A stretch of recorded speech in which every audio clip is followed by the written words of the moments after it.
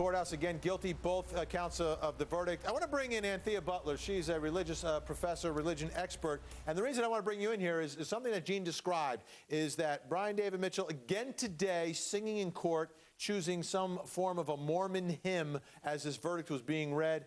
Anthea, as you learn about this case and the prosecution questioned this man's belief in religion, does he strike you as someone who is legitimately religious, or is this a guy who was pretending, play acting, playing a role in order to entice people, get money, and kidnap a 14-year-old girl to have sex with her?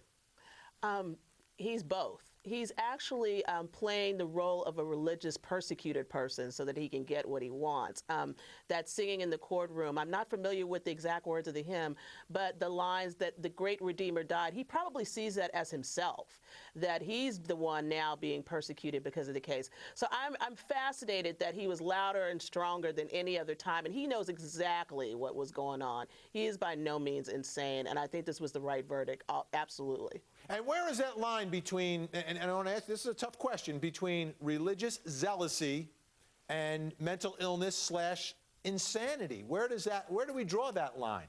I think, you know, one of the things that was great about the psychiatrist, one of the psychiatrists that was on the stand, that he made some great distinctions between regular Mormon LDS beliefs and the kinds of fundamentalist beliefs. It's pretty clear that Brian Mitchell's beliefs were even past fundamentalist LDS beliefs. They were just really out there. They were of his own making. They were the kinds of things, especially in the diary that he wrote, those things that he said about, you know, being a prophet, fighting the Antichrist in the last days.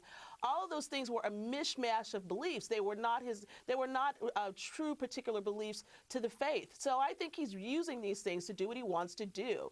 And I think that the verdict that came through, that the jury saw right through the kinds of things that he said and he did. Let's take a look at